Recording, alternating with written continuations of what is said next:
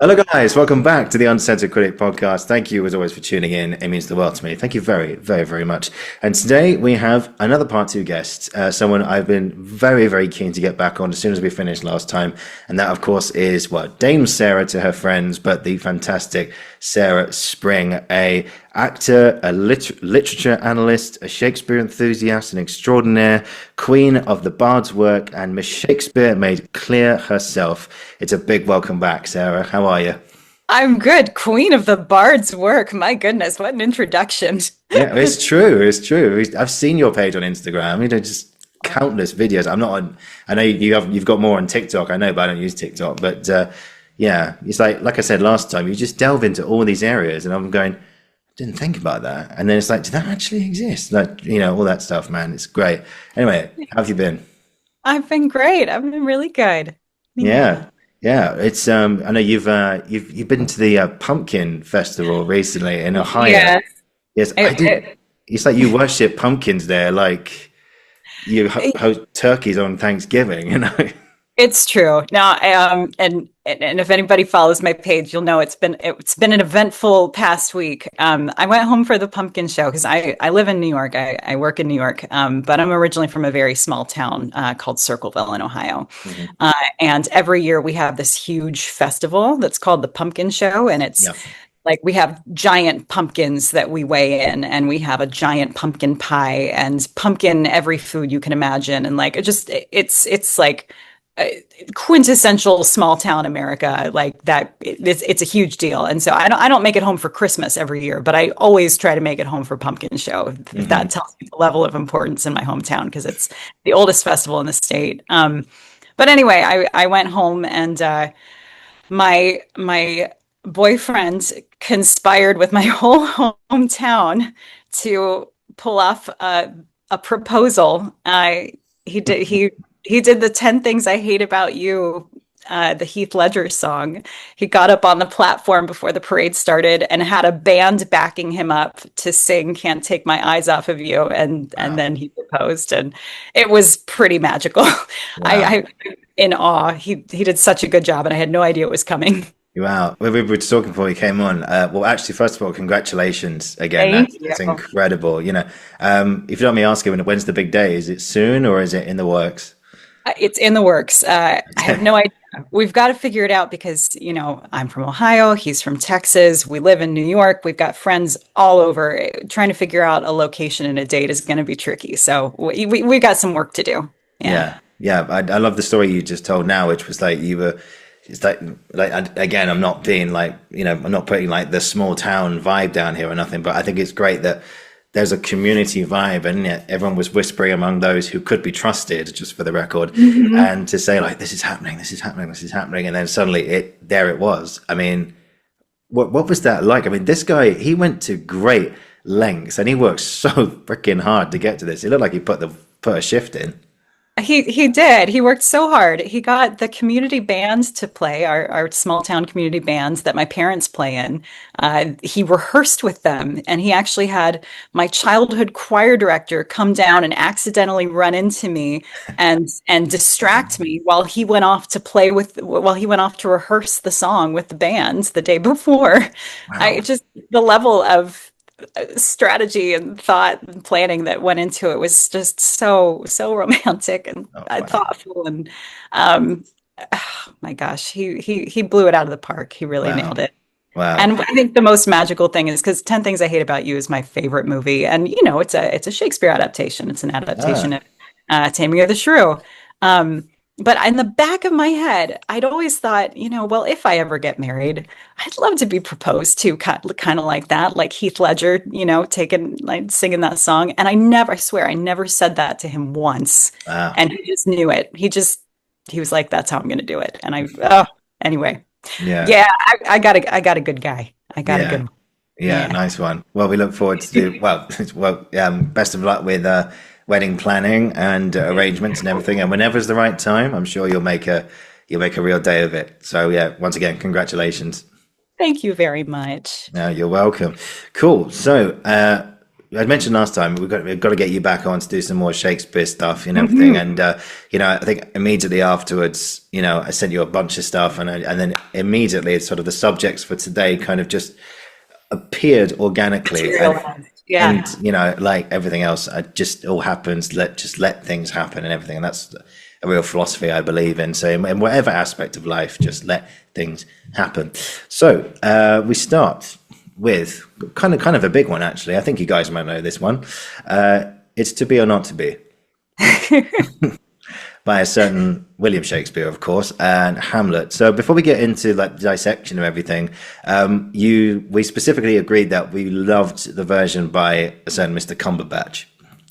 And Yes. so what was it about his version that, because I imagine you've heard it so many times before in New York and everything, and it's always on YouTube and all these things, but the most well-known speech in world theatre, but what was it about his version you think separated it?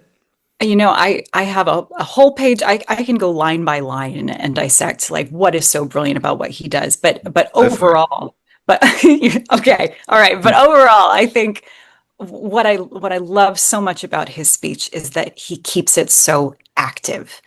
I've heard so many versions of the speech where it's just very slow and thoughtful, and you can absolutely do it that way. But the way that Shakespeare's verse is structured in this speech, I think it is meant to be more active. And you hear the thoughts moving, and you hear him discovering the thoughts in real time. And Hmm.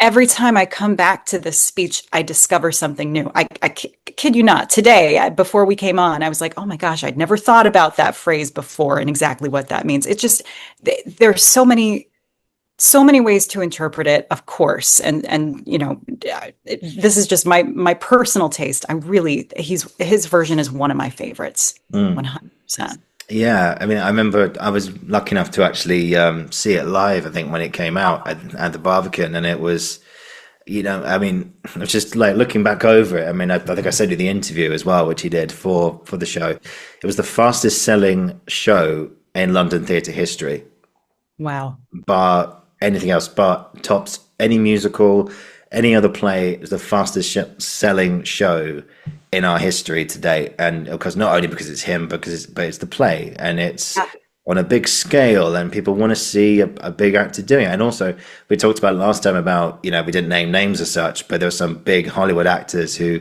do jump to Shakespeare and they fail because they don't know what they're doing. They don't have theatre in their bones. And Benedict, I think, has a huge amount of theatre in his bone. I mean, you could tell. Oh, absolutely. He's so smart. I love listening to his interviews. He's just so thoughtful with his approach to everything.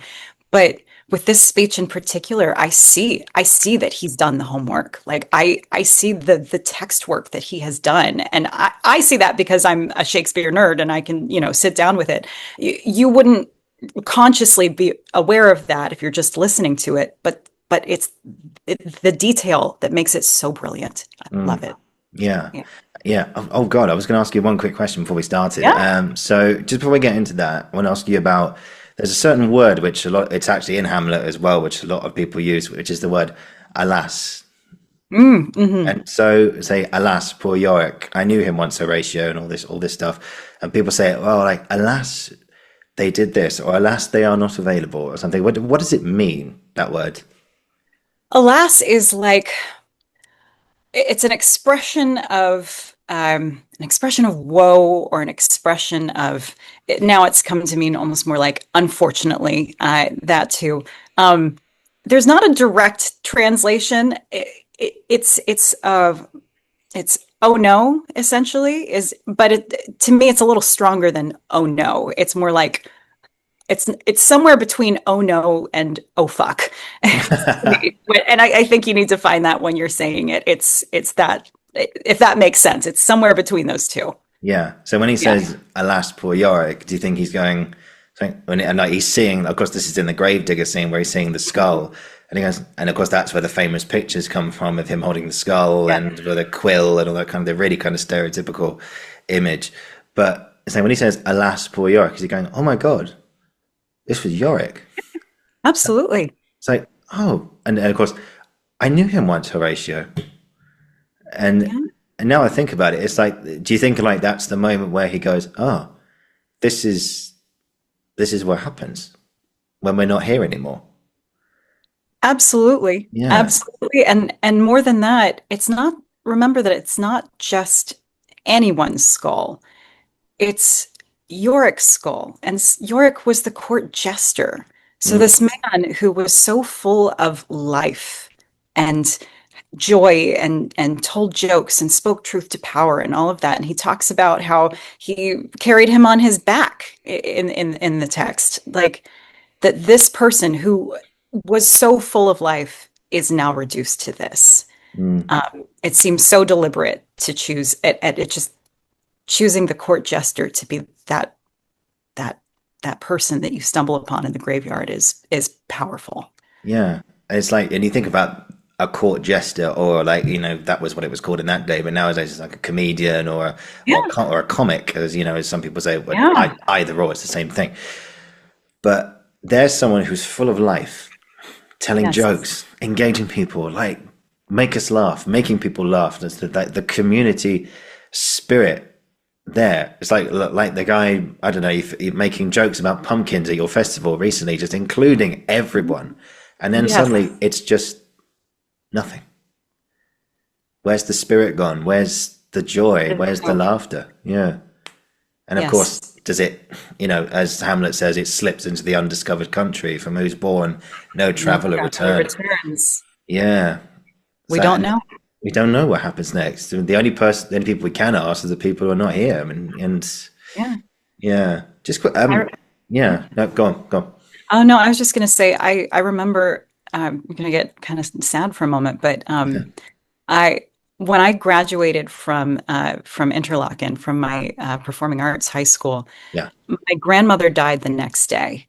I literally I'm so sorry. graduated. Thank you, thank you. I graduated. I got in the car. I drove straight from Michigan to Ohio. I arrived, and within 45 minutes after I got there, my grandmother had passed. And I remember because I was coming from school, I had my complete works with me. And just in that moment, I read this speech to myself. And suddenly it was, I just had this realization of, oh my God, Shakespeare asked this question 400 years ago. Where do we go after we die?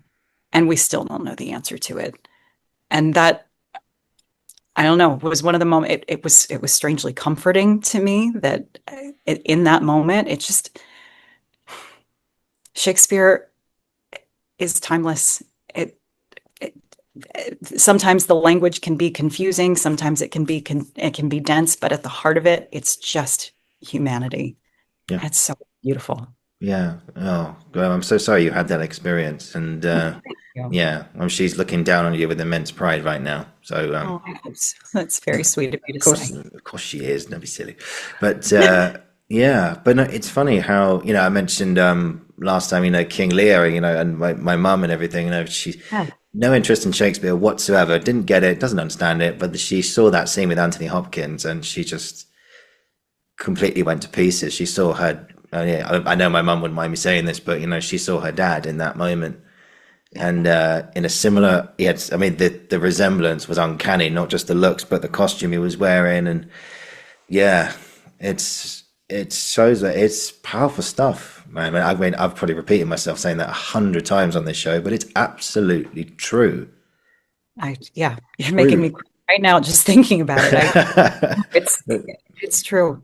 Yeah, Uh, and it gets me King right Lear in here. particular, King Lear, it's hard for me to choose what I think his best play is, but King Lear would be up there for me. It's just so perfect. I love It's it. I mean, and you can have any subject.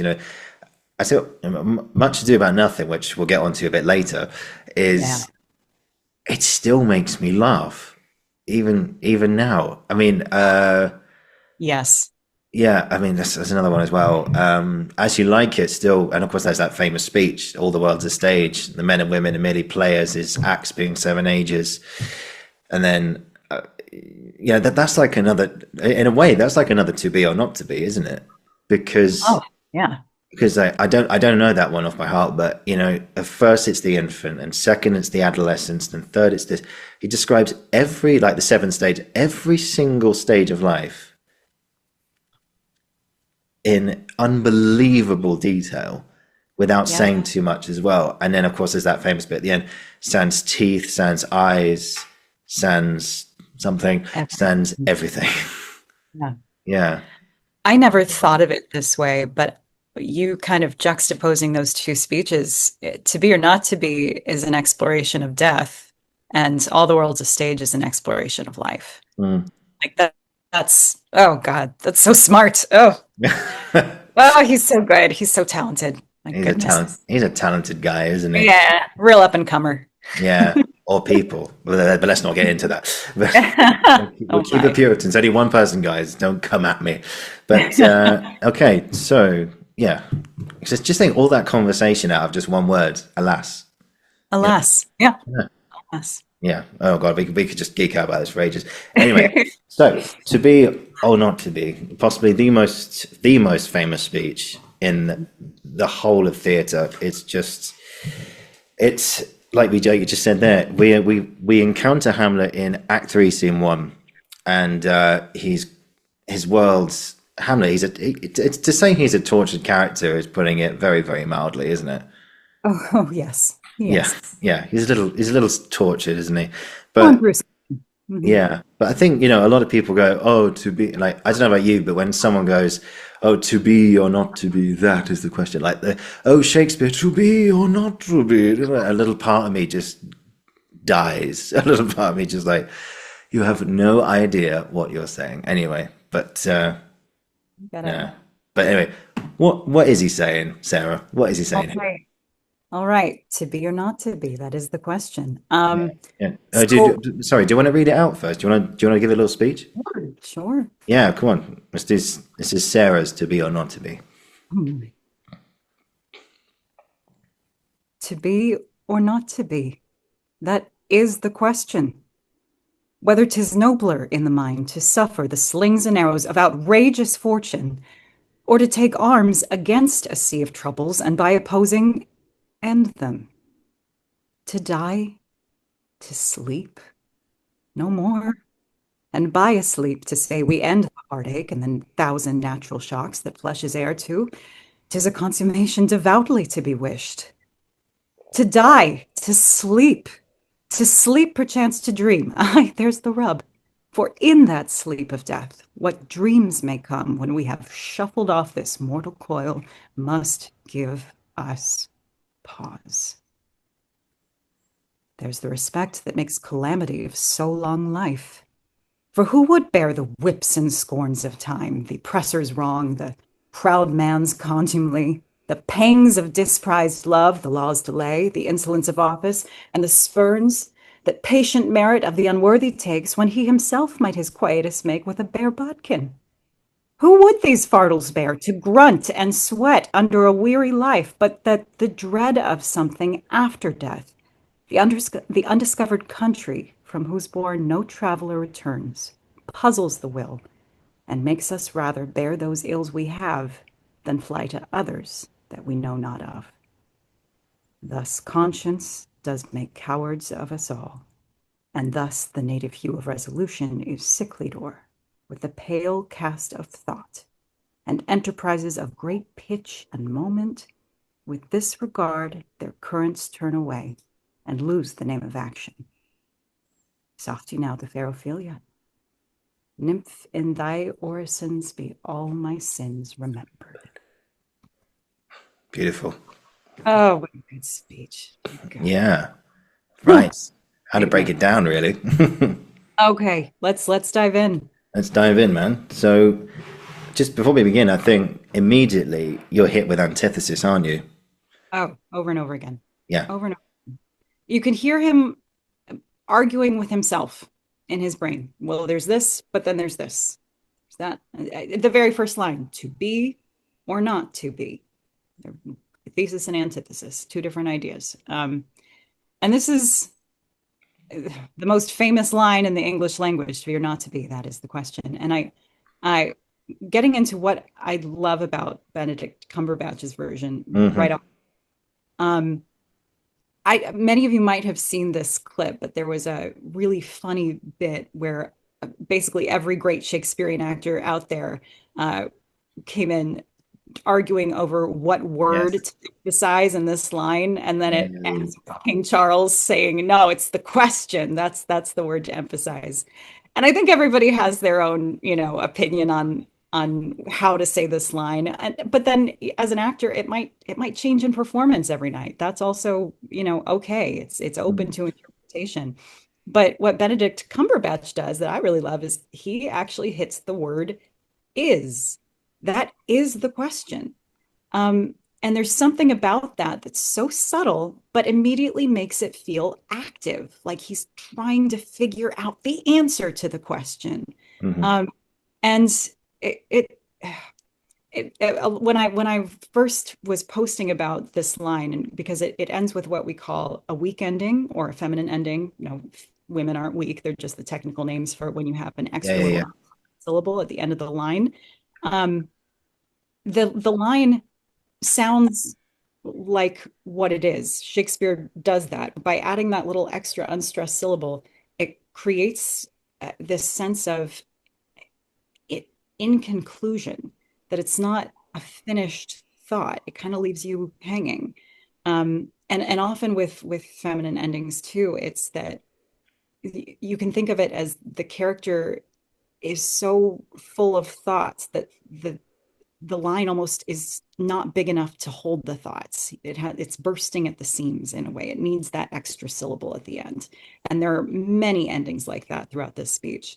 But anyway, when I was posting a video on this line, people were correcting me and saying, no, it's that is the question. There's a trochee there. And you can say it that way. You can reverse it where it's that is, not that is. But it's not the way that Shakespeare necessarily wrote it. And I'm of the opinion, keep the verse as regular as possible and discover if there's something there worth using.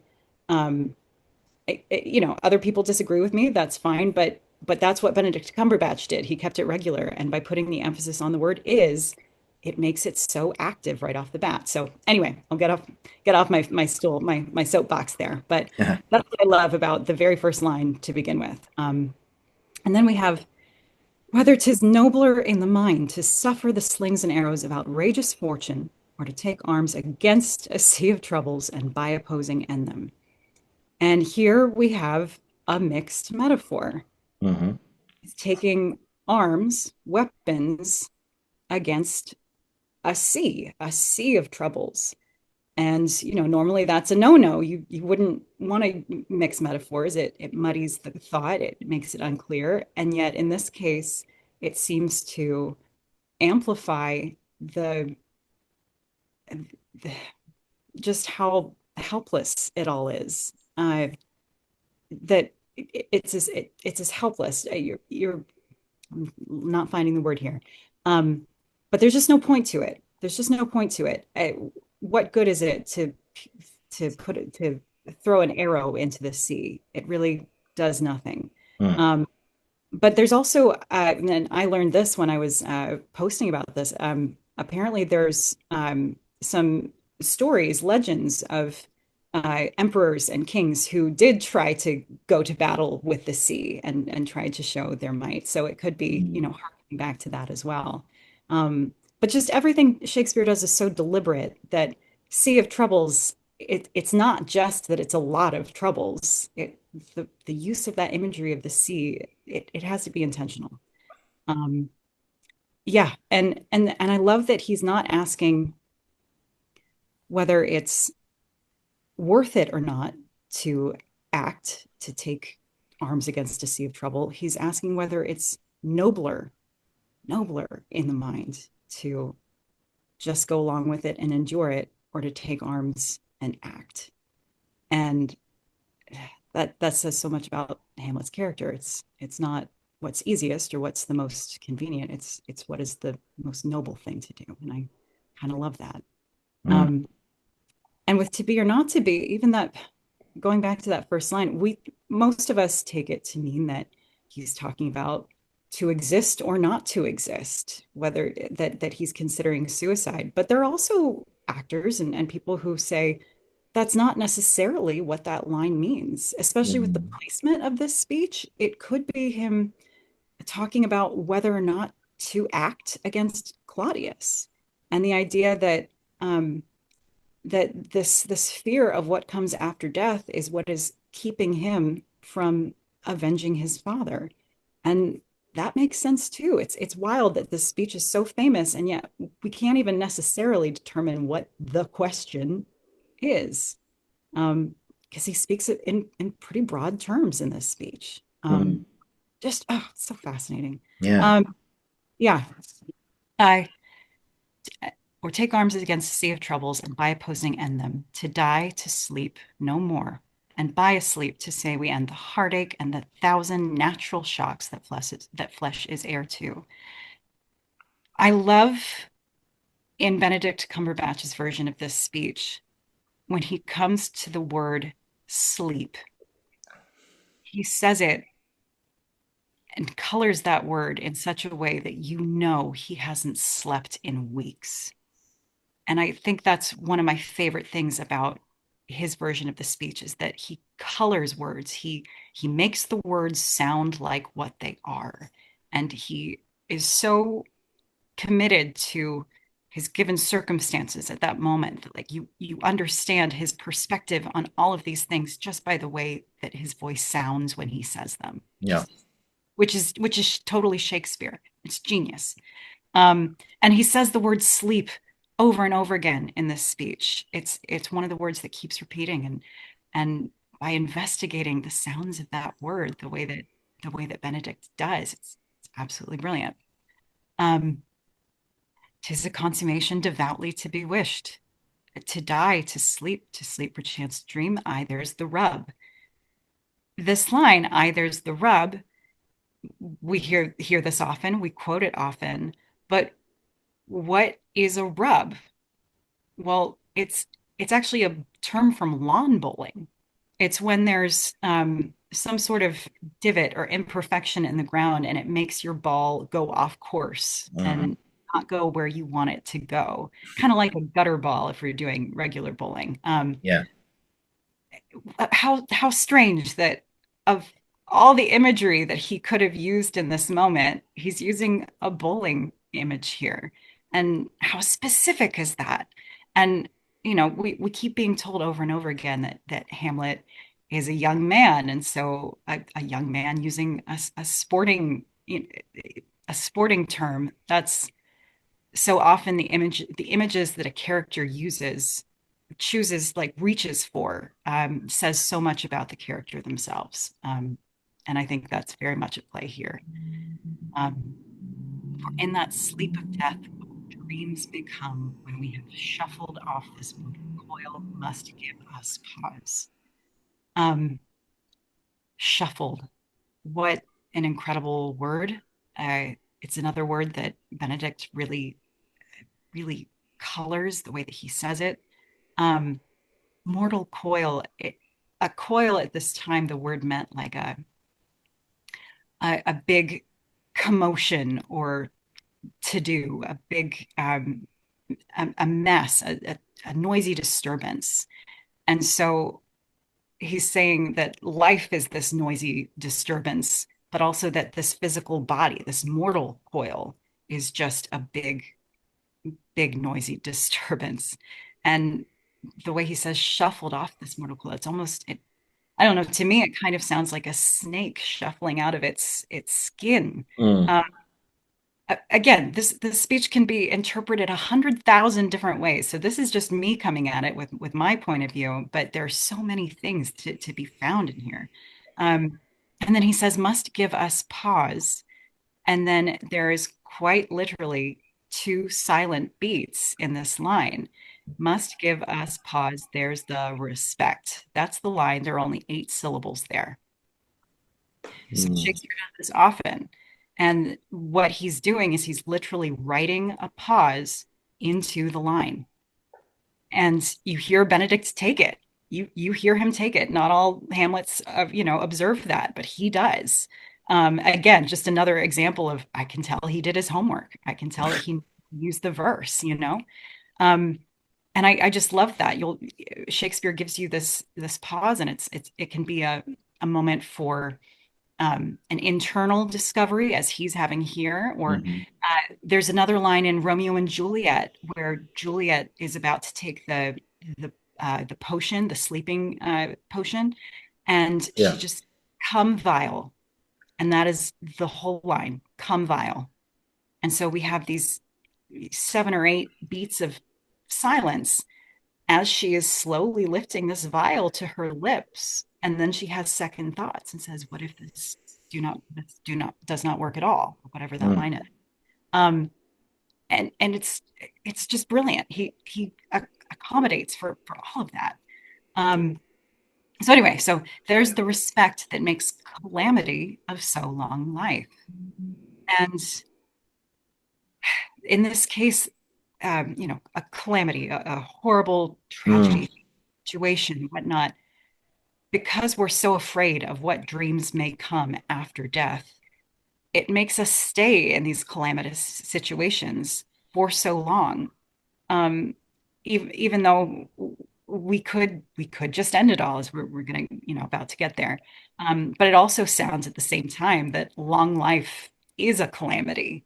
Like it creates that sense in the line. Um, for who and and the way that Benedict says it, he emphasizes those monosyllables of so long life. It's it's gorgeous. Again, just coloring the language. For who would bear the whips and scorns of time, the oppressor's wrong, the proud man's contumely, the pangs of disprized love, the law's delay, the insolence of office, and the spurns that patient merit of the unworthy takes, when he himself might his quietus make with a bare bodkin. That whole section is regular. Mm. The verse is there are no feminine endings, there are no trochees, there are no not. And that says to me that Hamlet is on a roll. His mind is thinking very clearly here. And in Benedick's version, he goes quickly through this list.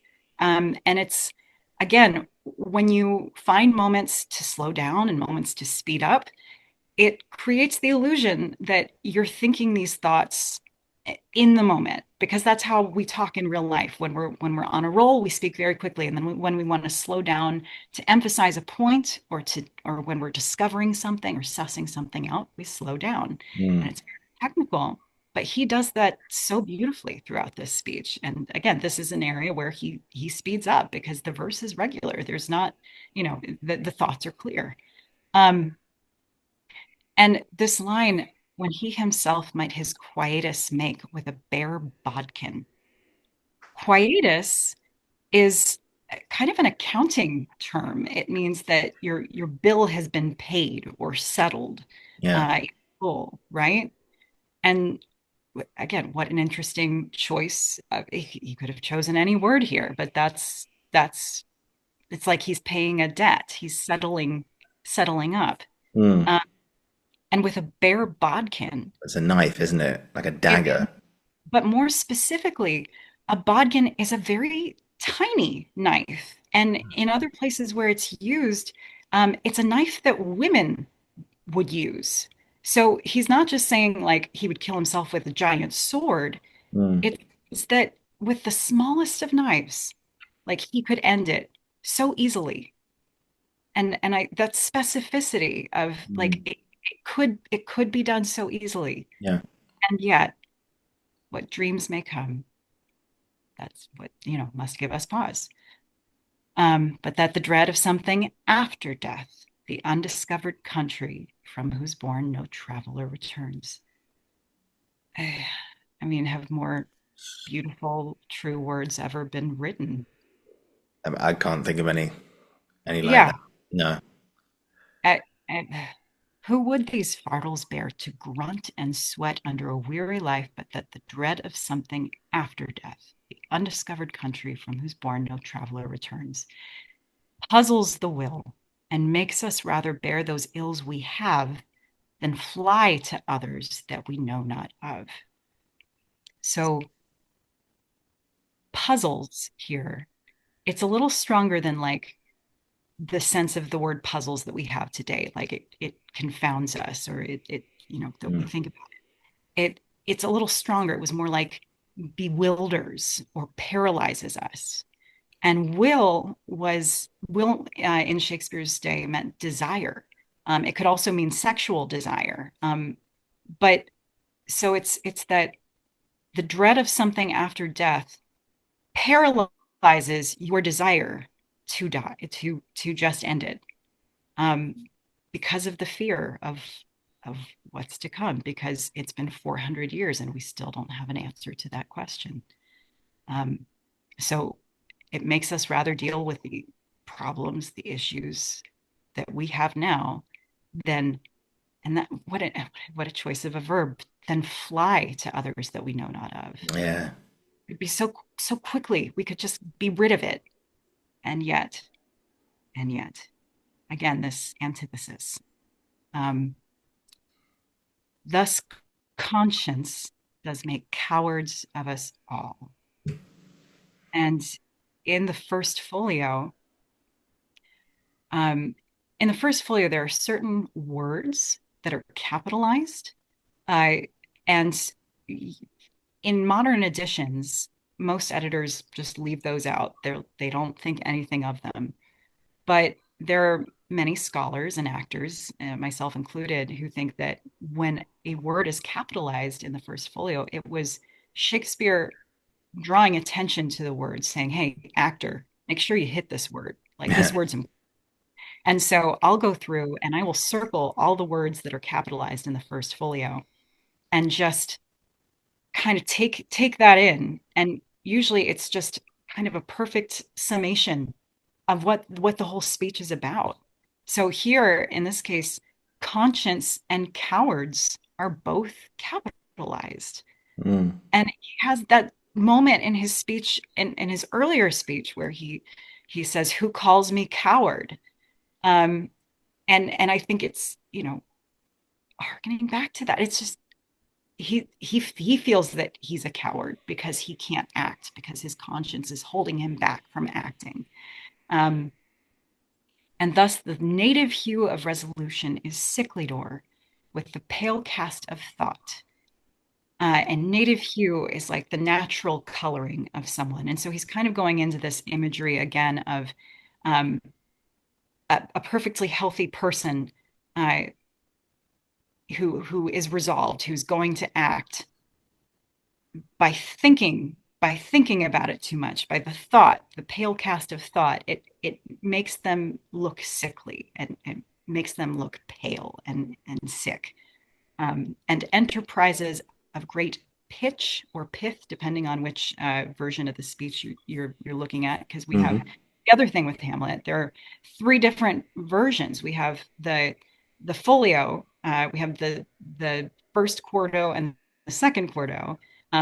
First quarto is a mess. It's either someone who was trying to reconstruct it from memory, who maybe had a bit part or saw the play, or it's an earlier draft, and scholars argue over that. Yeah. But it's interesting nonetheless to go back and look at the different versions of the speech. But pitch and moment means height and importance. So these eh, enterprises of great pitch and moment, with this regard, their currents turn away. Currents, again, going back to the sea imagery, which is interesting, that we had earlier in the speech, Hmm. and lose the name of action. Um, and in the speech that Benedict Cumberbatch does, again, he has this gorgeous moment where he takes, I think, what is it Yeah. around his the There's whistle? that. Yeah. Yeah, It's like I don't know what it is, but it looks more like a collar or something. But the imagery is that of the noose, the hangman's noose around his neck, and he's got the idea of he wants to die, but then the currents turn awry, and he takes it off and lose the name of action. So, in other words, it's his way of going. Then something subconsciously goes, "We're not going to do this. We're going to stay alive and just bear the ills that we have. Yes. Yeah. And it's genius. It's this physical representation of what is going on in his mind. And even at the beginning of the speech, I was watching it again. He holds his throat with his hand at the very top of the speech. And Mm, that in his Hamlet is already thinking about how he might go about ending things.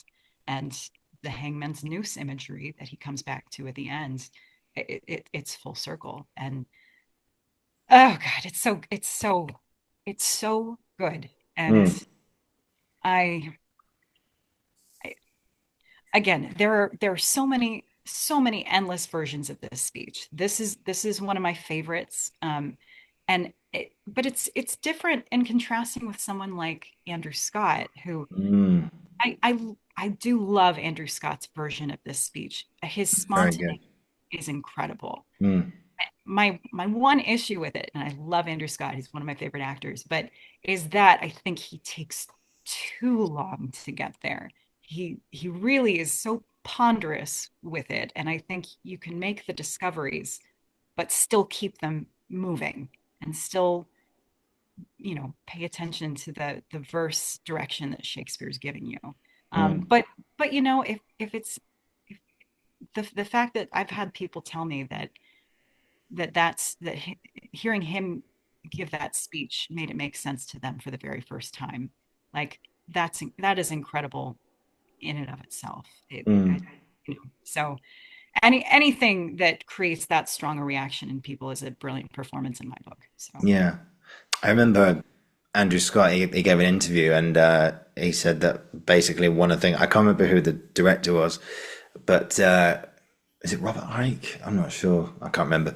But basically the director said to him, look, we mustn't be flippant with the language. We shouldn't be, oh, blah, blah, blah, blah, blah, blah, blah. We can't be pretentious about the language. We want to speak this as in the speed of thought, which the verse gives you, I think, anyway, because like the ending is a change to another thought, and then the capital letters signifies the beginning of a brand new thought, and then you move along and use the verse, and that helps you in that way.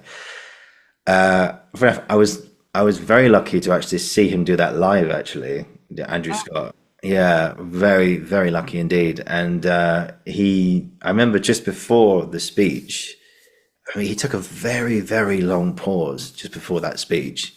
And again, don't get me wrong, I absolutely love Andrew's work. I thought it was a brilliant Hamlet. No, there's no doubt in my mind he's an incredible actor. I just feel like one thing like you say there with that speech in particular, I think he knew that he was in this fantastic position to just command the audience. And I think I've said on here before that Derek Jacobi talks about when someone does that speech live, there's a tangible silence which falls on the audience because it's the one thing that everyone knows and everyone's listening and I think it's great. You've got the audience literally waiting for you to open your mouth and say those words. yeah. And they'll be like, this is the one bit I know. It's like, shh, Sandra. But, but that's what it is. Yeah. But I think, yeah, at least speed of thought. I mean, there was another production which I didn't see. This was a while ago, but Ray Fiennes did one many years ago. And I think he won a Tony for it actually as well. And He's the actor to win a Tony for playing Hamlet. Fun yeah, fact. yeah. But from what I heard, their approach to the script was very, very different. They were speaking at the speed of thought, but like rapid thought. So he did a little excerpt of it in the actor's studio with the late great James Lipton, Hmm. and he was like, this is how we did it. It was like, to be or not to be, that is the question. Whether it is an open the mind, to sling self the slings and arrows of outrageous fortune, or to take arms against the sea of troubles, and my opposing in them, to die, to sleep, perchance to dream. Aye, there's the rub. It's very, very quick. And I thought, okay, hang on a minute here. Yeah. What's going on here, Rafe? Where's the verse? Where's the line That endings? almost sounds like I'm terrified of saying this speech, so I just want to get through it as quickly as There might have been an element of that. It might have been. I don't know, but I can't speak for Rafe. But I just when you see someone like I think we mentioned this last time, if someone goes too slow or too fast, you're just like, if you're going too slow, you're being a pretentious prick. And then if you're going too fast, you're, like you said, you're either so terrified of saying the wrong word, or you're just going, yeah, but this is how people speak. This is how, what's all this verse shit? It's like, oh, you poor devil, you poor devil. It's well, and with this speech, maybe more than any other in the canon, it can be really scary for an actor because there's so many expectations your about how you're going to perform it. Everybody has their own preconceived notions about a speech like this, and you're walking in the footsteps of all the giants who came before you. Mm, It can be intimidating. Whether I was talking to one of my followers who had just been cast as Hamlet, and he was scared to death. And I said to him, the best advice I can give you is that you are enough. Bring yourself to Hamlet, mm, because there there's a reason why we keep coming back to see this play. yeah. It means we want to see your Hamlet. Every person brings something different to it because every person has a different life story and set of experiences to draw upon, Mm, and we don't get tired of it. We really don't. It's I think the other thing to remember is that everyone thinks they know what this speech is about. mm, Everyone thinks they know what this speech is about, but discovering the words in the moment, really personalizing them, making it make sense to you. I Like I said, I feel like every time I come back to it, I see something new that I didn't see before. oh, you and me both. You and me I both. and yeah, and that's with all of Shakespeare, but just with this speech in particular, it is so dense. Yeah. Uh, it's I mean, it's like trying to talk about war and peace or something. It's just we're just scraping the surface here. We could spend an entire year studying this speech and nothing else, I'm sure. Yeah. Um, but that's just it. At some point when you're an actor, you have to leave all of the hypotheticals and you have to make choices. And there's so many choices to make. Like, for example, does he know he's being overheard when he gives this speech? Yes, yes, that's right. You have to decide that as the actor. There's not a right or wrong choice. Hmm. You know, to be or not to be. Is he actually considering taking his own life, or is he talking about being afraid to act and take Claudius' life? Like, there are endless possibilities, but at some point you decide, this is how my Hamlet is going to do it. Yeah. And you make the discoveries and keep the language fresh, discover it for yourself, present it to the audience as if they've never heard it before. Mm, Um, and that's the challenge. I yeah. and Shakespeare even, I think, plays with this a little bit in Hamlet, the whole scene where Polonius is talking about how he, oh my gosh, I'm going to misquote it, but how he played Julius Caesar and played Brutus, and oh, you played this and you played that role.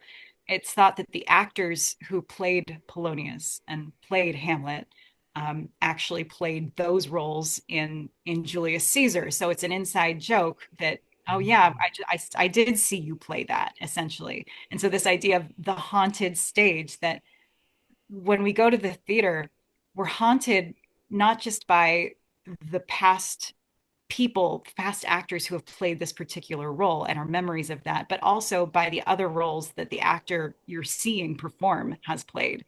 Mm, I just think that's brilliant. yeah. Absolutely brilliant. Yeah. Yeah. My God, my brain is going off in so many different cylinders right now. It's just like so many different things. It's just very quick side note. I'll come back to a couple of things you mentioned in the speech in just a second. But Yeah. so you're playing, so, we talked about gender swapping roles and stuff like that. So you could be like, so say you were a female Macbeth, a female Scottish king, you're playing the Scottish king. In Sarah's version, do you see Banquo at the table? Oh, oh. I mean, I believe that. So this is my personal opinion Yeah. of the scene. I think that Macbeth sees Banquo. I don't think the audience should see him. I don't think that anyone else Mm, should see him because interesting. I personally think it is much scarier to see the king freaking out over an empty chair than to see a ghost sitting in a chair. Mm. That's my opinion. You know, you can. Yeah, no, no, no. There's a version. Anthony Sher did a version many years ago, and Anthony Sher, sadly, is no longer with us. Um, yeah, Right. it was incredible. He was the late husband of Gregory Doran, who is, I think, he's still, like I say, still chair of the RSC. I'm not sure, but he did a version where it was filmed, and you saw his Macbeth just stare at an empty chair and just go completely insane, and it was quite scary to watch. And he said, I can't remember the lines as such, but it was like he was talking, and then suddenly he just stops dead at this, pardon the expression, to this empty chair, and he goes, "Thou cannot say I did it," and you can see him just going nuts over an empty chair. If there's a, I'll try and find the clip. I'll try and send it over to you after this, but. Yeah, that would be scary because there's so many productions where you see Banquo and it's like, oh, this is what the king sees. And personally, I would like to see Banquo for the audience because then that gives like a thing. Yeah. But either way, I still think it works. So yeah. Absolutely, absolutely. Hmm. But that's, one of the things that I love about Shakespeare.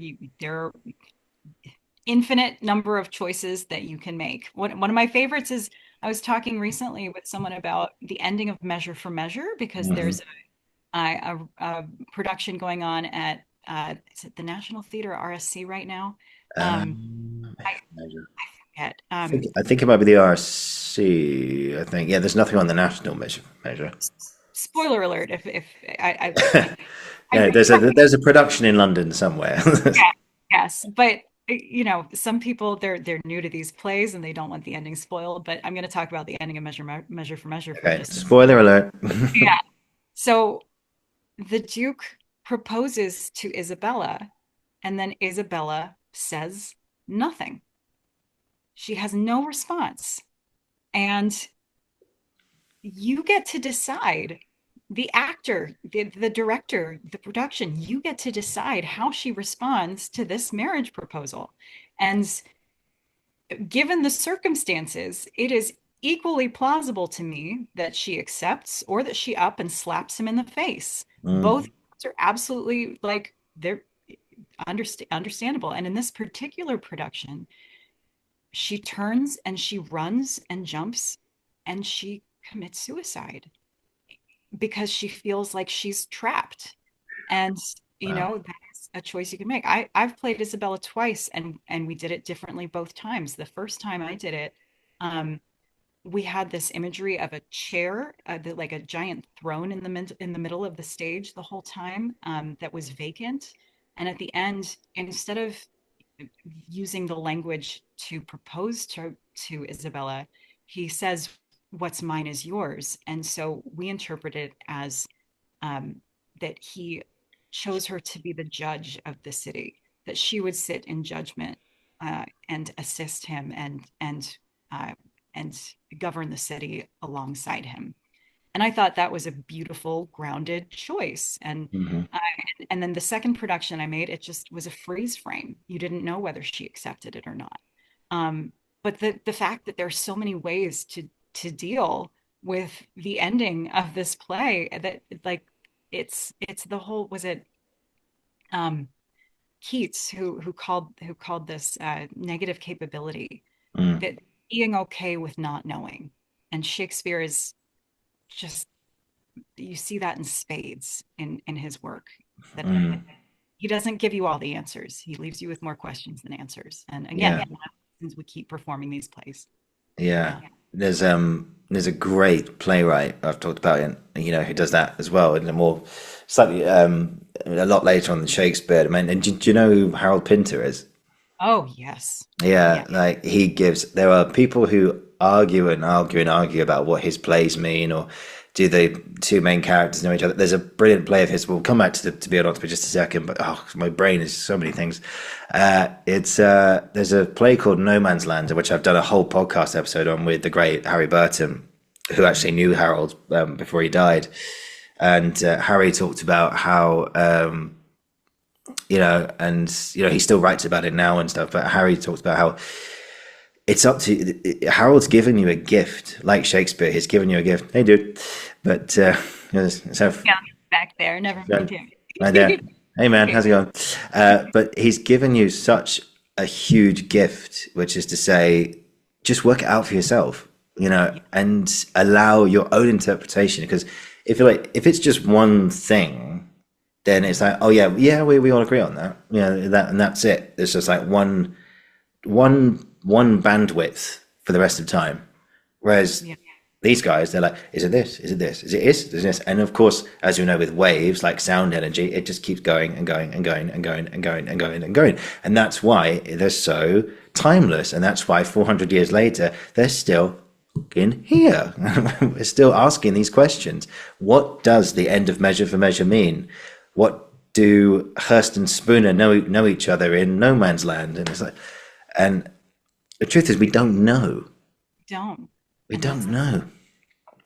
I love that you use Pinter as an example because one of my coaching clients that I've been working with, going through Shakespeare's plays, he asked me, is there a modern playwright who is similar to Shakespeare in similarly challenging? And Pinter was the example that I gave.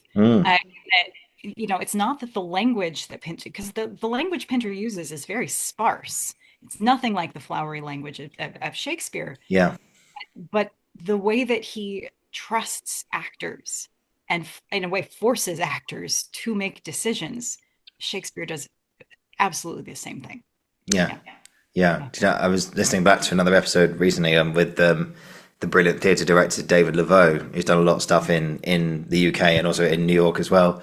Oh, so great. Love David Laveau. Yeah, he's an incredible guy. And, I asked him, do Hurst and Spooner know each other? Mm-hmm. And you could see in his face, he was like, it's in the episode.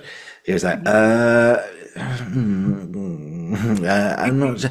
Basically, all this, there are so different interpretations, therefore, I'm going to avoid answering your questions. I thought, okay, fair enough. But, yeah, he did it in a nice way, not in a bad way. But he talked about just, I can't answer that for you, Ollie. I can't. I don't know. And it was just like, okay, fine.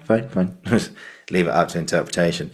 But anyway, back to be or not to be. There's one bit in particular where he says, must give us pause. And I was just, I'll be flippant and say I was rehearsing it earlier today to see if it was all still there. And the bit where he says, oh God, where has he gone? To die, to sleep, sometimes to dream, but there's the rub, for that's whatever dreams may come. Shuffle what's called. Okay. It goes, to sleep, perchance to dream. Aye, there's the rub. For in that sleep of death, what dreams may come when we have shuffled off this mortal coil must give us pause. Now, I always interpreted that as like, my reading of it anyway, was that he was saying to the audience, like, just give me a second. Just give me a second. Mm-hmm. Okay, there's the respect that makes calamity of so long life. So like in that brief moment, he's going, okay, so how does A fit to B, B to C, D to E? And then suddenly he goes, okay, there's the respect that makes calamity of so long life. And then suddenly the rest of the speech is that he's piecing the puzzle together piece by piece. Yeah, I mean, would that be a fair way of reading it, do you think? Absolutely. Well, and I love that you point that out because remember how I was talking about there was a section of the speech where the verse was perfect. There were anomalies. There was no trochee. There's no feminine endings. There's no anything. It starts at that pause. From that pause onward until you get to with a bare bodkin. Until that line, it is perfect verse. And that just shows you during that pause, he did piece it together. And now he's, he was able to take, I like that interpretation that he's taking that moment to piece together his argument. And no, absolutely. That's what it means. That's why we do what we do. Absolutely. Yeah, and also I love the list he does. He lists off as well the pangs of despised love, the law's delay, the insolence of office, and the spurns that patient merit of thy unworthy takes, when he himself might his quietus make with a bare bodkin. And of course, the way it's written, it's all one phrase, it's all in one breath, it's all one clear. I mean, yeah, but like you just say, who would fardels bear to grunt and sweat under a weary life, but that the dread of something after death, the undiscovered country, blah blah blah. But also, I think just going back to that line there, must give us pause. That break in the middle, that's a caesura, and it gives you, and it's basically a fancy word for pause, basically, or break in the line. And we talked about last time as well. Like when you see things like that, it's a gift what Shakespeare's given you. It's that, and you don't overlook the language or overlook the punctuation. The punctuation's there to help you, and and I think it's stunning. It's absolutely stunning. There are different types of caesuras, and Mm, Shakespeare uses three different types of caesuras throughout this speech. So the most basic one is there. It's usually marked by a comma or a period in mhm, the middle of a line. So to be or not to be, comma. That is the question. There's a caesura there. It's just a natural pause. That's how we would say it in life. Um, then you have, but you have multiple times where he seems to change thought in the middle of a line. So, um, um, tis a consummation devoutly to be wished. Period. At least that's the punctuation in the first folio. And then it goes to die to sleep, and there's no extra. There's no extra silence or extra beat there. It just there is kind of a natural pause in the line, even though it does scan regularly. But then at the line must give us pause, you have two empty beats, two beats of silence, and then there's the respect. But then on a line like um I sorry, yeah, when he himself might his quietus make with a bare bodkin, who would these fardels bear? With a bare bodkin, who would these fardels bear is one line.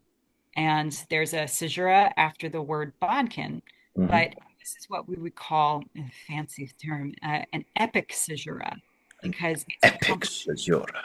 epic, yes, because it's accompanied by essentially, it's like a feminine ending in the middle of the line. Mhm. So with a bare bodkin, who would these fardels bear? So that extra kin is like an extra unstressed syllable, but instead of at the end of the line, it's in the middle of the line. Mhm. And whenever I come to those, I always interpret it as the character thought they were done speaking, and then suddenly another thought occurred to them. Yeah, yeah, Um, yeah. yeah, just as an actor, I think that's what it always guides me towards. So you have these regular caesuras that are just brief pauses that they don't interrupt the flow of the rhythm. But then you have a caesura at must give us pause, where you have two extra beats of silence that accompany it.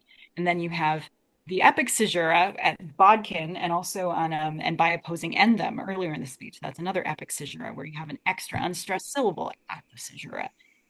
So it's just it, and that just tells you about the structure of the speech and the structure of Hamlet's thoughts, that he's changing thoughts mid-line. His thoughts are moving quickly, and he doesn't exactly know where his thoughts are going. And as an actor, you shouldn't know where your thoughts are going either.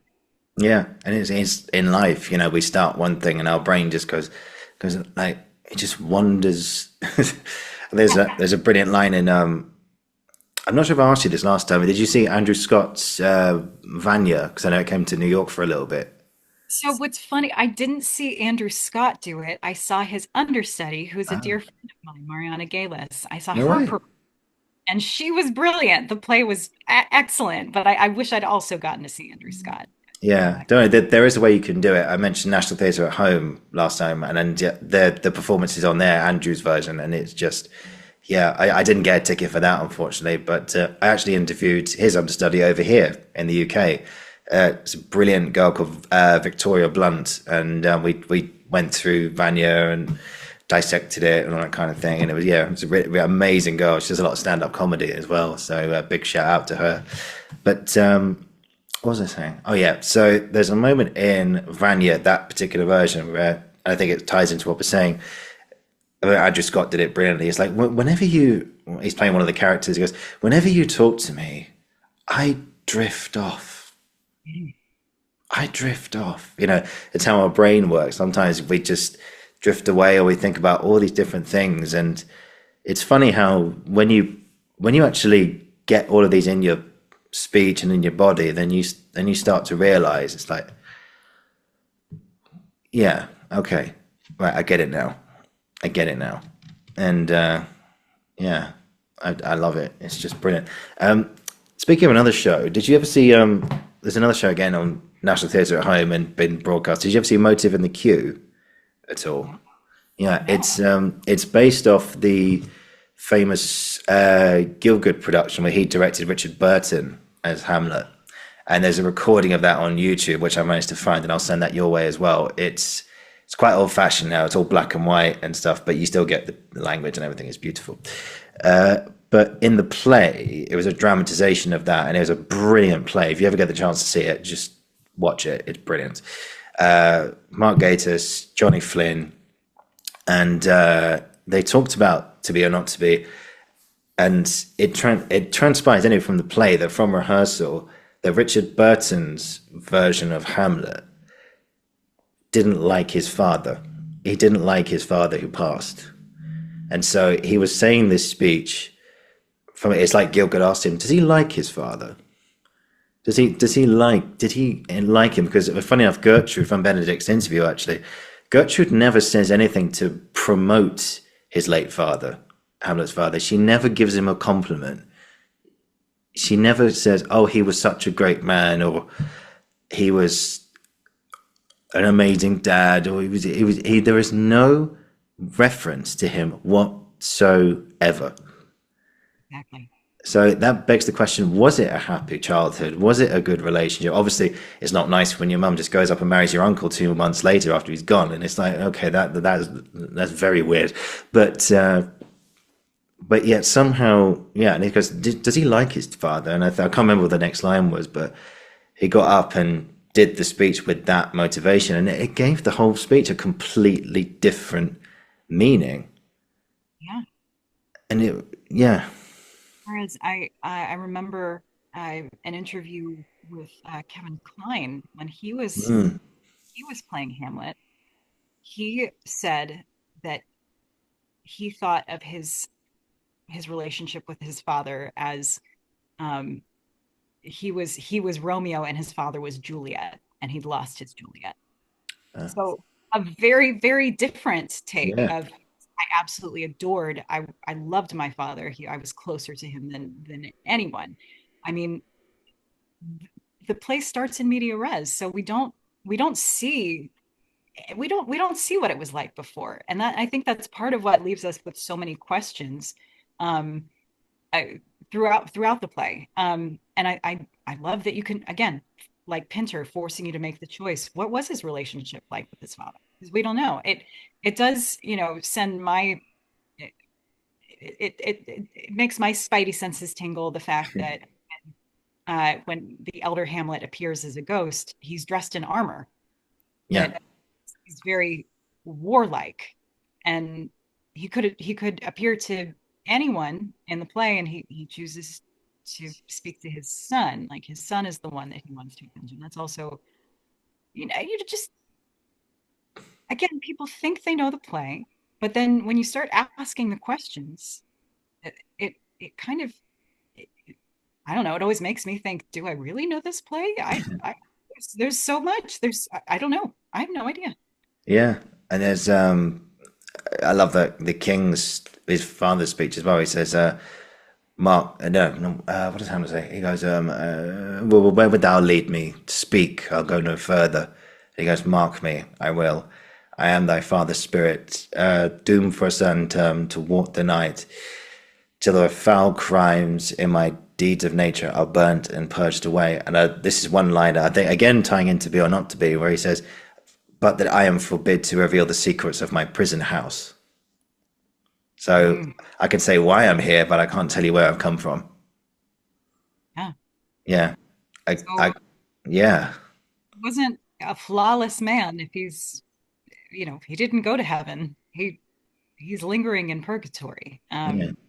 And and I also kind of love the approach to Claudius that may also asking, was Hamlet a good king? Or was he not? Was he a war hawk?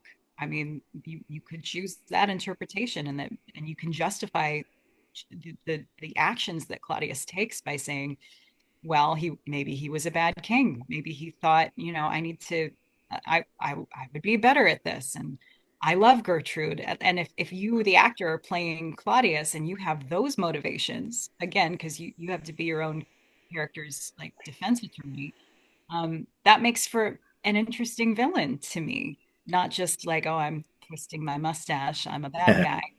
Claudius is a complicated character. Yeah. Yeah, Yeah. I love the yeah. speech he has.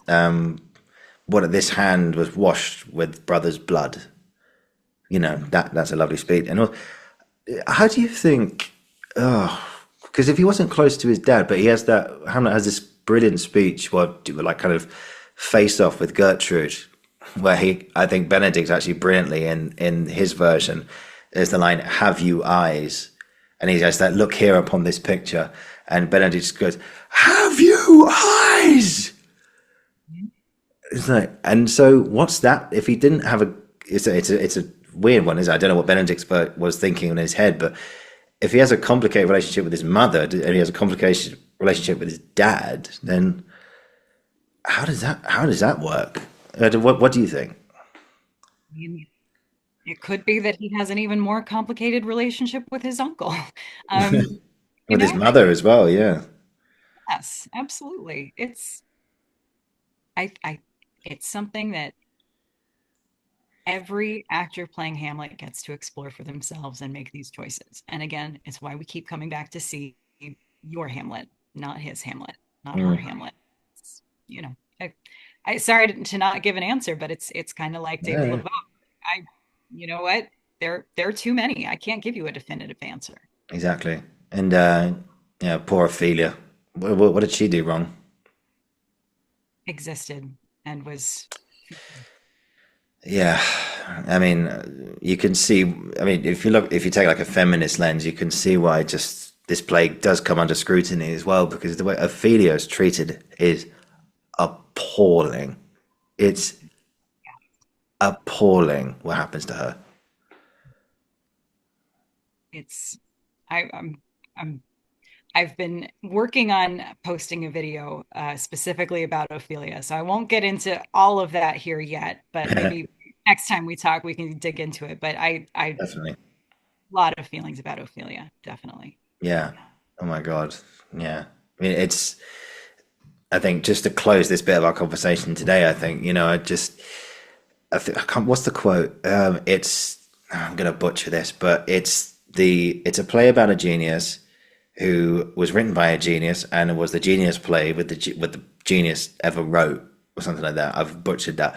But yeah, again, like just to go back to that, that's the reason why we keep going to this text, and it's yeah. I would say we could do another 2 or 3 episodes just talking about this one play. Honestly, it just goes on and on and on. It's beautiful, but yeah, I think that sort of brings on to the next part of today, which is I know you wanted to address something, which is Shakespeare belongs to us all. There is no boundary that it belongs just to the Brits or to America. It belongs to everybody. So defend that. Yeah. Um, I as as someone who creates content and puts things out, I get lots and lots of trolls. Yeah, Seems like idiot. you. And honestly, it's just the price you pay for putting your work out there. And it doesn't matter who you are or what your work is. And I've I've gotten much better at dealing with them and with the negativity and all of that, because I remind myself that like it doesn't matter who you are. You could be Meryl Streep. You could be the greatest actress in the world. There's still going to be people who don't like you, who are going Yeah, to. That always brings me comfort. I like it doesn't. if you, and also you're never going to be criticized by someone who's doing more than you are. It's really easy to sit back and, say mean things from behind a keyboard, on your couch. It's much more difficult to get up in front of a camera every day and make yourself vulnerable and share things. Um, but specifically the negative comments I get, I think most often are often, um, what do you know? You're an American, essentially. Um, and look, of course, Brits have a special relationship with Shakespeare because it's your heritage, and you should be very proud of that. But also, Shakespeare isn't just for a time or a place. He's what he explores is so universal that it has come to belong to all of us. And also, frankly, because of the history of British colonialism, it is part of our history too. Yeah. Yeah, You the know, Commonwealth, the British Empire. Yeah. absolutely. And when we go back and study Shakespeare's original pronunciation, we discover that, it really wasn't this posh British accent that, we grew up listening to Sir Laurence Olivier or John Gielgud. It really wasn't like that. It was Mm. greater. It in some ways there are more similarities with uh, an American accent, like with the R sounds, specifically like Appalachian American accents, or Yeah.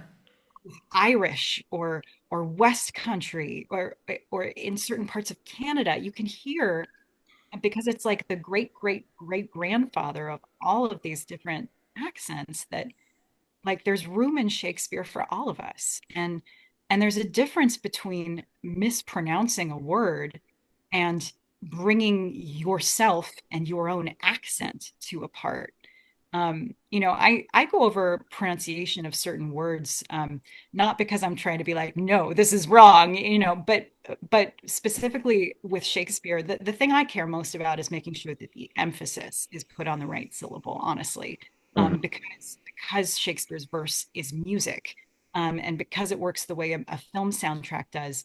I tend to be more strict about, like, hey, you need to put the emphasis on the right syllable, because otherwise it's going to interrupt the flow of this line.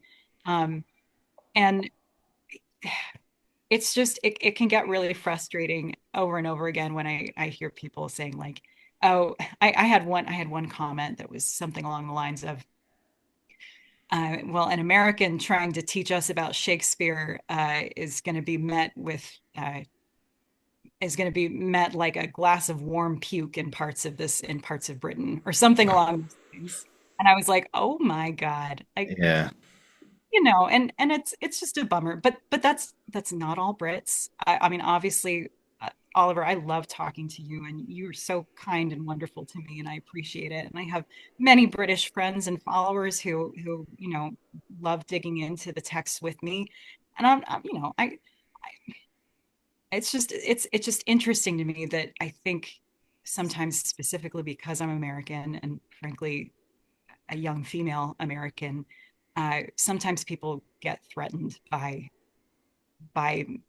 my approach to Shakespeare, and that I love it so much, and that I like to talk about it and share it. Yeah. And it is a bummer sometimes, and Yeah. to me. But just sorry to jump in there, but do you know what these people? Do you know what they all have in common? They don't have lives.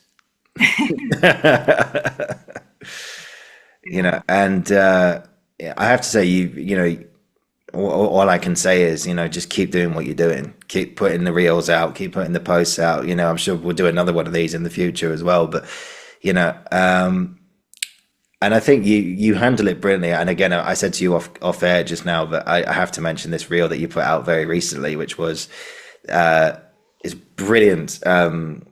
Oh, what's the word? I've forgotten already. Where you just mouth along to something. Oh my god, no, mine's gone blank.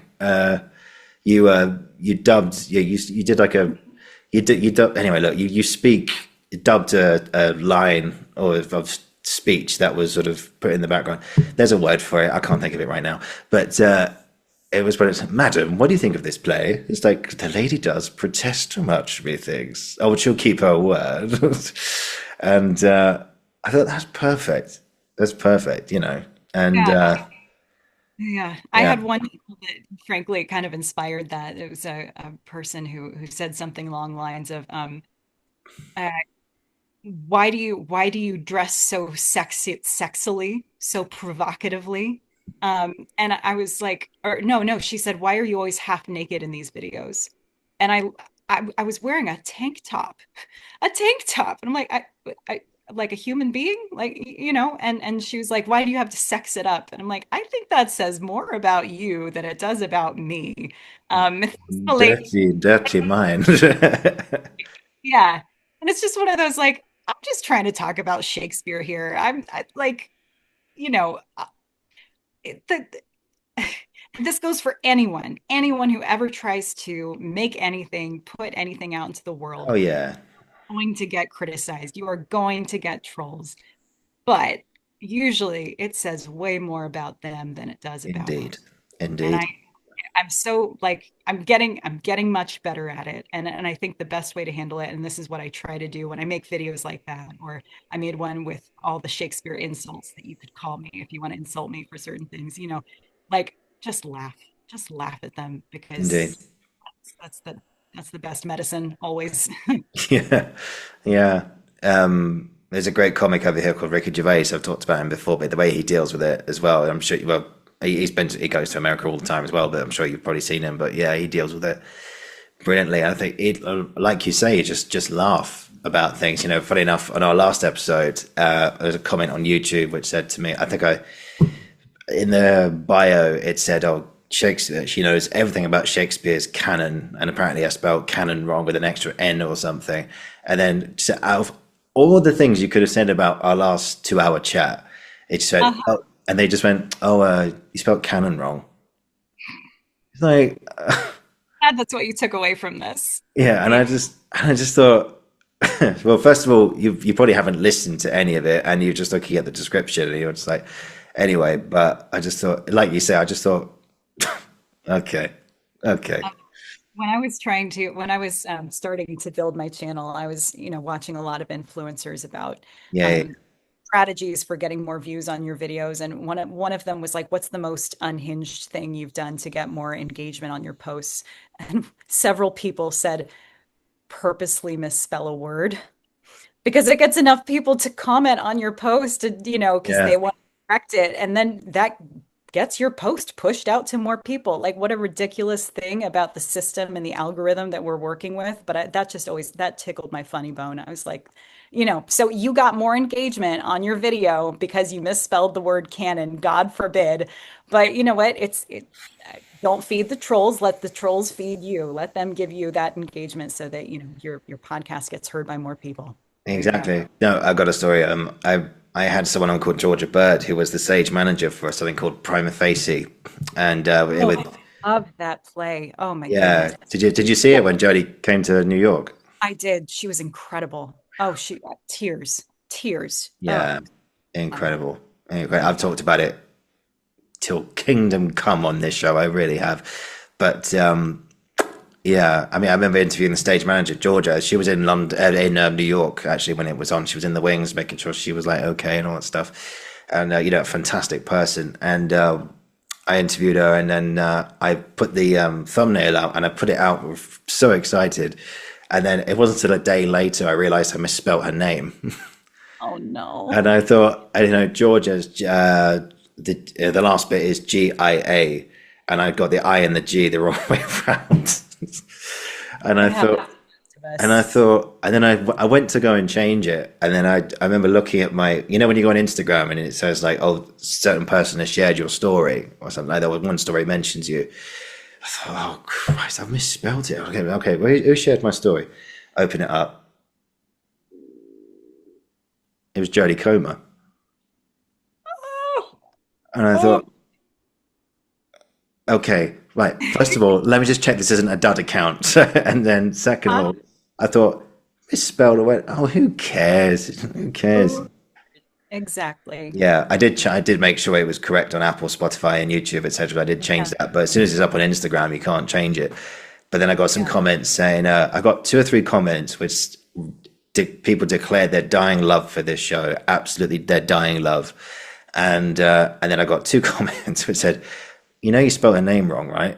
Uh-huh. And I thought, yeah, that's so funny. Yeah, and then at that point, it was my most liked post. To that point, it had already been shared by Jodie, and I thought, I can't take it down. I Nope. can't, and it's still there to this very moment. And You know what?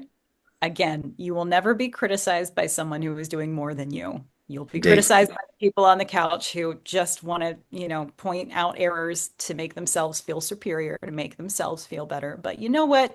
Jodie Comer's resharing your posts and your work. Like that's incredible.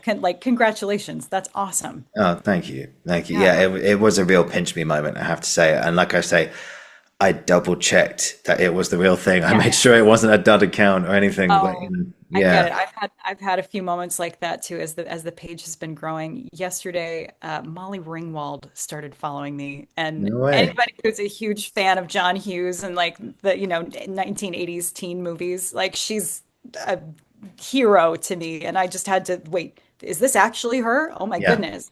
Like Molly Ringwald knows who I am. yeah. What?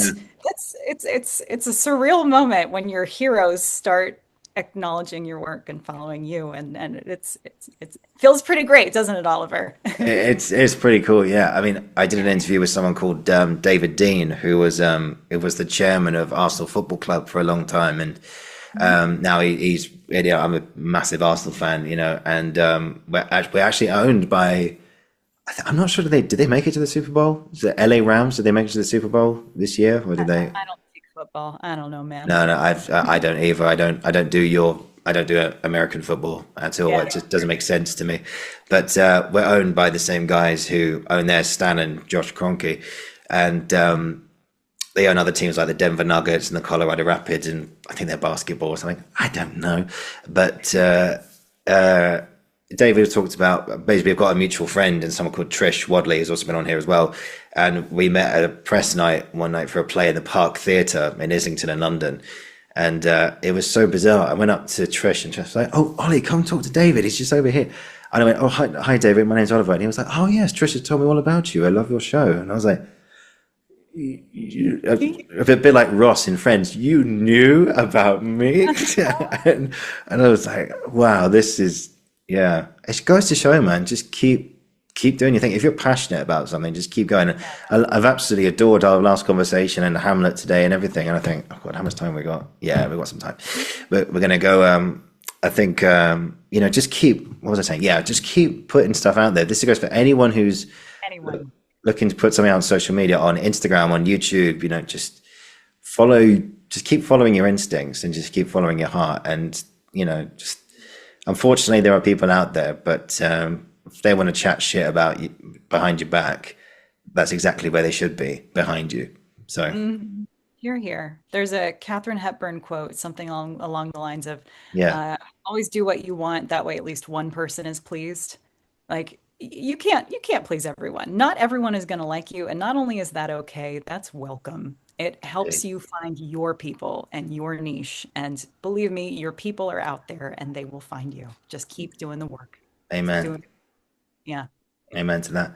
I love Katharine Hepburn's. She's got an iconic voice, hasn't she? Well, sadly, she's not with us anymore, but her voice was just Uh, a speaking voice. Yeah, mhm. I can't do it. I'm going to I'll try and do an impression right now. I don't know if it's the right version, but she goes, I think there's an actor called Peter O'Toole, again, who was up there, Laurence Olivier Gielgud's time, and he was doing a Uh-huh. play in London, and there was one night, there was a knock on the door, because they ended up doing a film together, and there was a knock on the door, and he's washing his hand, the door opens, he goes, "Would you, make sure you close that fucking door, I'm washing my hands," and he hears this voice behind him go, "Well, certainly, I'll close that door. Tell me what to do."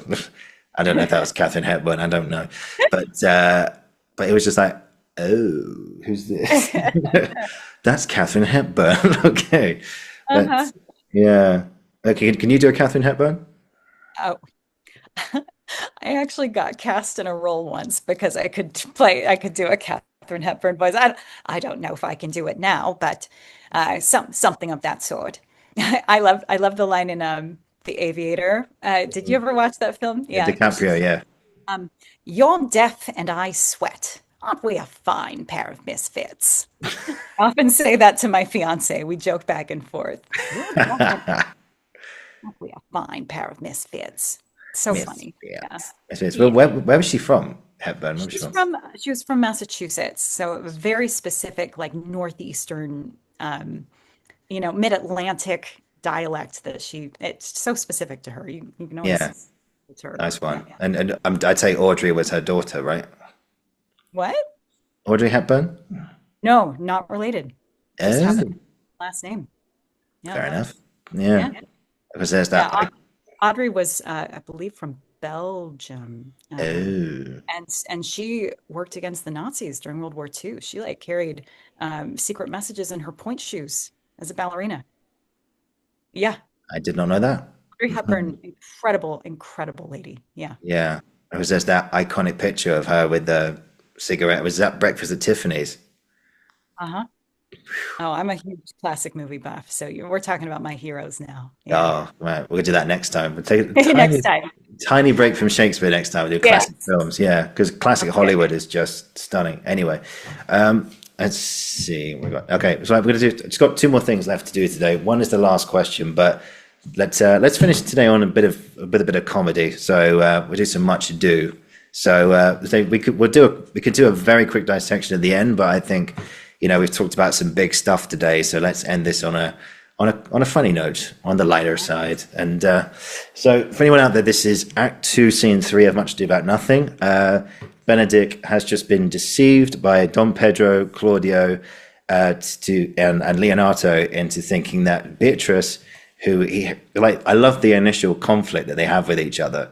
Like they have this it's like, oh, you think you can do that? And that early scene where they're just going back and forth is just, you think these two hate each other at the beginning, but then suddenly he overhears, oh, Beatrice loves Benedick, and he goes, she likes me. Uh, well, the very first line that she has in the play, the first thing she does is ask about Benedick. Did he make it home from the war? And she says it in a snarky way, but the first thing she wants to know is he safe? Is he home? Is he okay?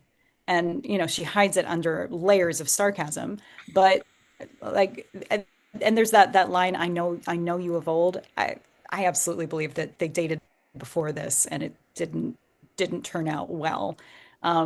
And so, yeah, there's a lot of hate there, but it you know it's love. The line between love and hate is very small. So Yeah, and it's like their relationship is kind of they're perfectly horrible to each other, but underneath it, they actually love each other really so much. so much. Yeah, but they hide it to each other very well.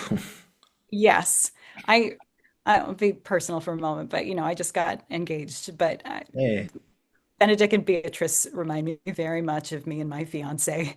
We didn't start off on the right foot, but we could never stop thinking about each other and ended up getting back together and are happier now than we've ever been. And so I just have a special affection for this play because it's just I see myself in it, and anyway, I love Benedict and Beatrice. They're my favorite couple in the canon. Yeah. absolutely. Yeah. Oh, I don't mean to be indiscreet now. I hope you don't mind me asking this, but your fiance, is he an actor as well?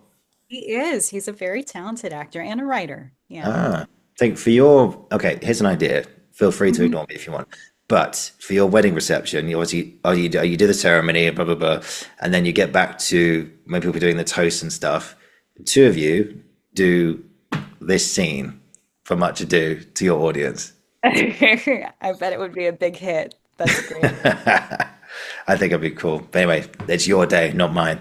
But but yeah, no, that's a beautiful story, by the way. And I'm sure, like myself and the rest of your followers and people who are listening to this for the first time will be, best of congratulations again, and we hope you have the best possible day that you can. So Thank you, Oliver. no problem. Anyway, Much Ado. So I know Benedict's got quite a long. Do you mind if I'll do the whole thing actually? And this is Do This is it. I in love that speech. I just want to hear it. and it's in verse as well. And not verse, Prose. prose. Yeah. So there's no. So he's literally just blah blah blah blah blah blah blah blah blah the whole time. Okay, cool. Right, here we go. This can be no trick. The conference was sadly born. They have the truth of this from a hero. They seem to pity the lady. It seems her affections have their full bent. Love me? Why, it must be requited. I hear how I am censured. They say I will bear myself proudly. If I perceive the love come from her, they say too that she would rather die than give any sign of affection. I did never die than give any sign of affection. I did never think to marry. I must not seem proud. Happy that they hear their distractions, that they can put them to mending. They say the lady is fair. 'Tis the truth. I can hear them witness and virtuous. 'Tis so. I cannot reprove it. And wise, but for loving me, by my troth, it is no addition to her wit, nor great argument of her folly. For I will be horribly in love with her. I may chance have some odd quirks and remnants of wit broken on me, but because I have railed so long against marriage, doth not the appetite alter? A man loves the meat. A man loves the meat in his youth and cannot endure in his age. Shall quips and sentences and these paper bullets of the brain awe a man from the career of his humour? No, the world must be peopled. When I said I would die a bachelor, okay, I did not think I would live till I were married. Oh, here comes Beatrice. By this day she's a fair lady. I do spy some marks of love in her. Against my will, I am sent to bid you come into dinner. Ah, fair Beatrice, I thank you for your pains.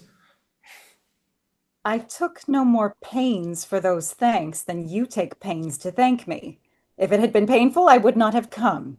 You take pleasure, then, in the message? Yea, just so much as you may take upon a knife's point and choke a daw withal. Ah, You have no stomach, signor, fare you well. ha! Against my will, I am sent to bid you come in to dinner. There's a double meaning in that. I took no more pains for those thanks than you took pains to thank me. That's as much as to say, any pains I take for you is easy as thanks. If I do not take pity of her, I am a villain. If I do not love her, I am a fool, and I will get her picture. So good, isn't it? Oh my God, their banter. It's so good. Yeah, I love that. That was that. Gorgeous. I love that line you have in that speech where he says, um, I I can bear them witness and virtuous, 'tis so I cannot reprove it, and wise, but for loving me. Mm, Like that's so human and just shows his vulnerability there. Like she's a smart woman except for loving me. mm, You know, my fiance says that to me sometimes. He's like, "Are you sure? Are you sure this is a bad choice?" No, no, yeah, I'm not sure. Anyway, I just I think that's why we keep coming back to Benedict and Beatrice because they're so smart, but they're afraid of being vulnerable, and that's so relatable and human. And they use humor to protect themselves, but when you see them drop their defenses, it's absolutely gorgeous. yeah. And I have to say, there's on your Instagram page, actually, I found you shared one of your lockdown Zoom sessions with this play Yes. as well. And there's a brilliant moment when Benedict actually, like you say, always vulnerability just drops in one moment and has that fantastic line. I'll paraphrase, but he says, I haven't loved anything in this world as much as I love you. And I loved your reaction. You just went, Uh-huh.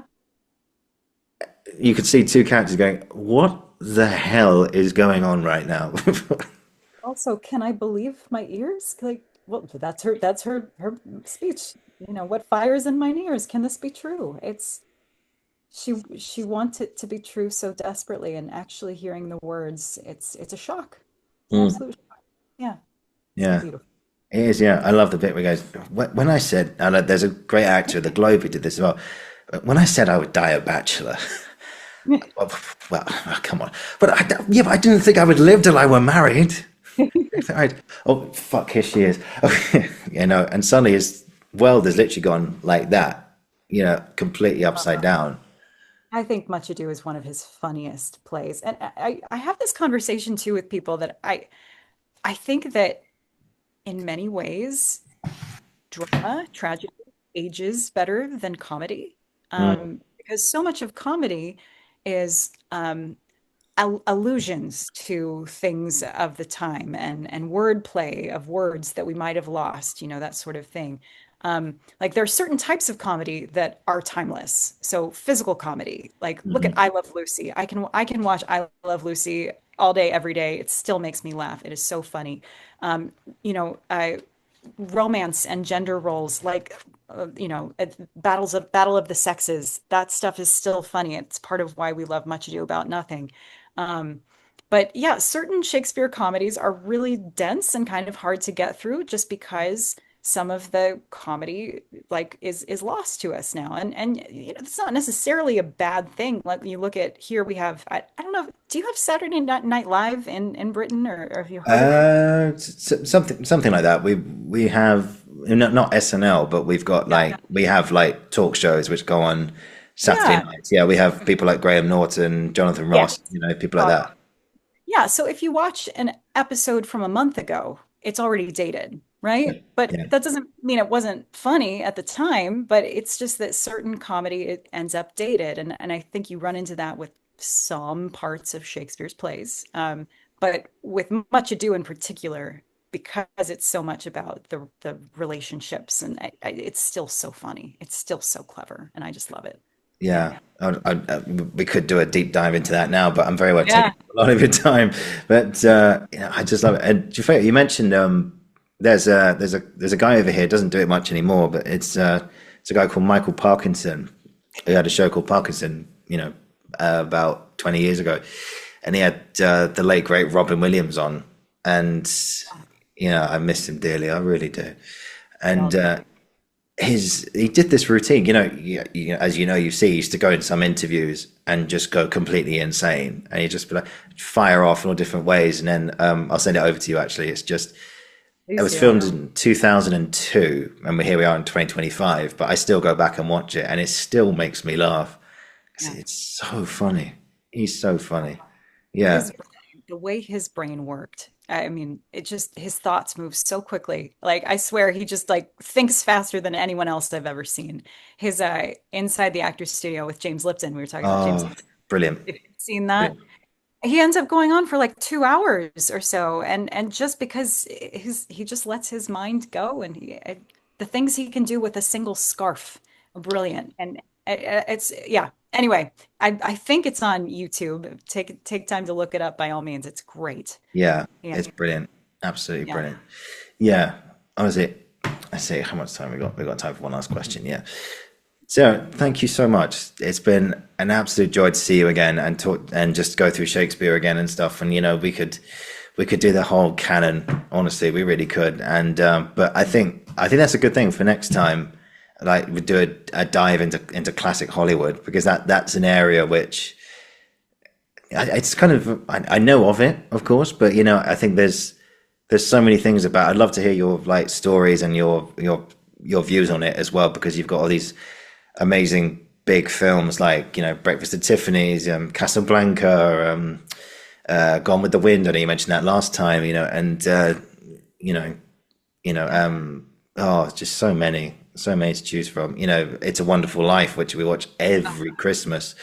And And that's because a secretarial, yes, wow, I can't speak, a secretarial error that we watch that every Christmas. Have you heard this story? no, So, when It's a Wonderful Life first came out, It was a mild hit. Like it got nominated for an Academy Award. It didn't win.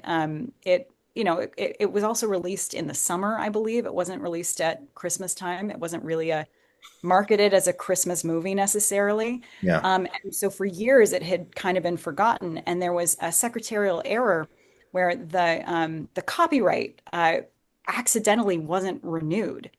And so the local news stations or, the local television stations got a hold of this and realized, oh, we can show this movie for free. We don't have to pay royalties on it. And so they started playing it at Christmas because it was free to do so. And then everybody kind of rediscovered this old, kind of forgotten film. And now it is the huge classic that we all love. True Yeah. story. True story. Wow. Yeah. Wow. It goes to show that these things can, like Shakespeare, they can withstand the test of time and everything. And if you've got a great story, Guardian Angels, Clarence, you know, Oh, you so know good.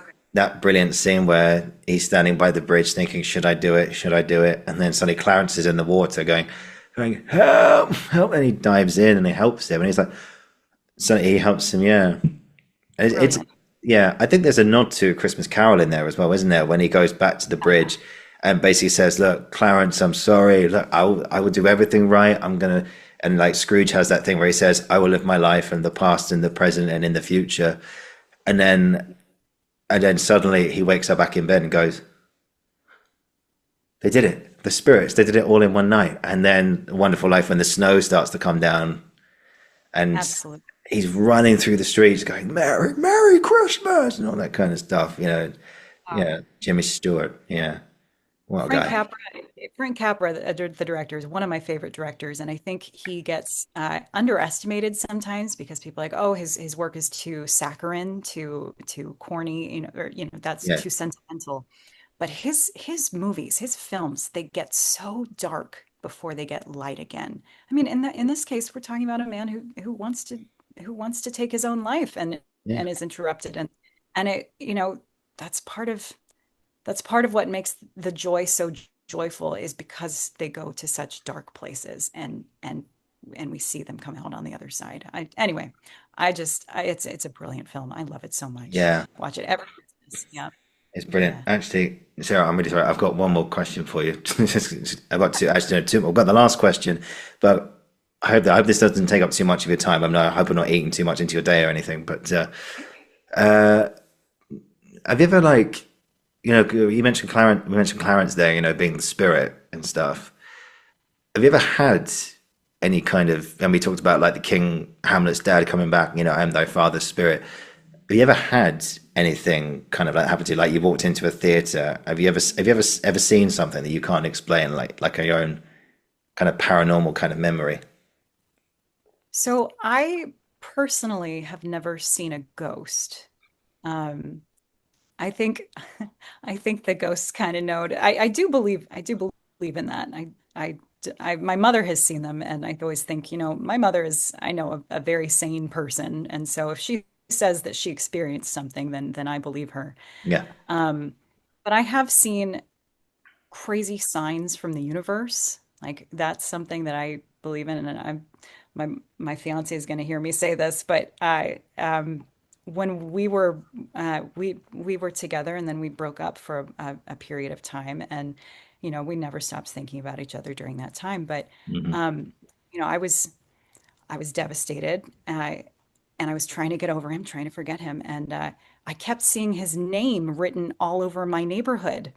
His name is Randy, which is kind of a specific name. It's not like he was named Andy or John or something, kind of basic, but it was graffitied. His name was graffitied all over my neighborhood. Some guy who, I don't know, liked to write his name all over things had written his name in big giant letters directly across from my apartment. So every time I exited the door, I saw his name. And I was like, man, wow. I'm trying to get over him. I'm trying to forget him. Like, come on, man. And instead, yeah, swing Yes. back. Hey, Randy. Yeah. And it's okay. It's all right. But Yeah, yeah, it just felt like the universe being like, nope, you're not supposed to get over him. You're not yeah. supposed to. He'll be back. He's coming. Just wait. He's getting to it as fast as he can, and that's Exactly. this their sweet romantic, story.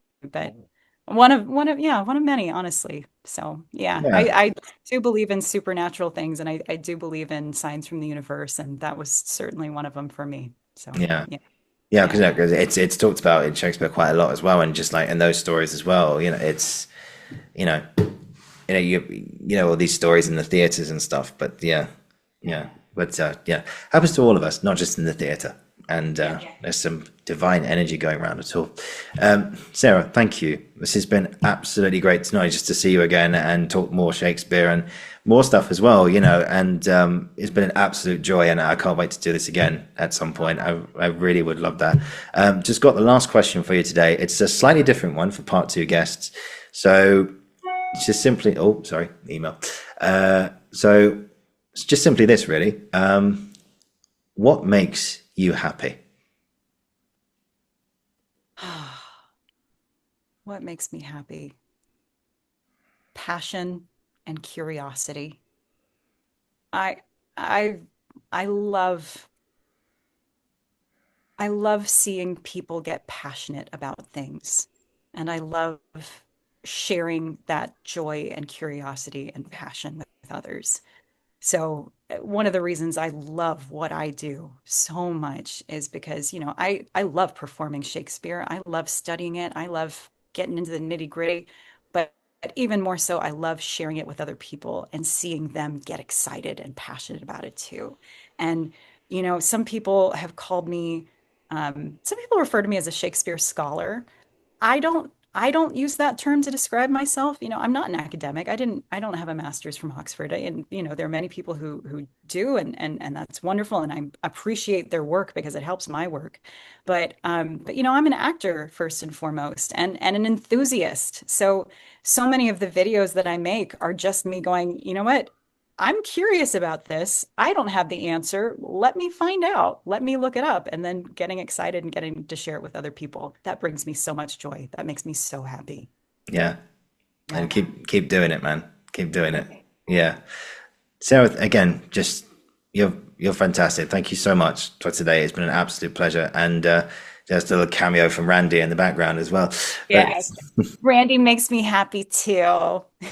hey, man, it's a podcast exclusive little cameo. I love it. Sarah, thank you so much. This has been absolutely great. Oliver, I adore you. I love geeking out with you. It's one of my favorite things. So Uh, thank you you, so much again for having me. I appreciate it. you and me both, man. And again, here's to next time. So if you hang on, finish the recording, we'll have a tiny debrief, then you can shoot back to your life and so stuff. Guys, thank you for watching. Thank you for listening. This has been the Uncensored Critic podcast. I'll be back very, very soon. And oh, what a joy. Sarah, thank you. Thank you.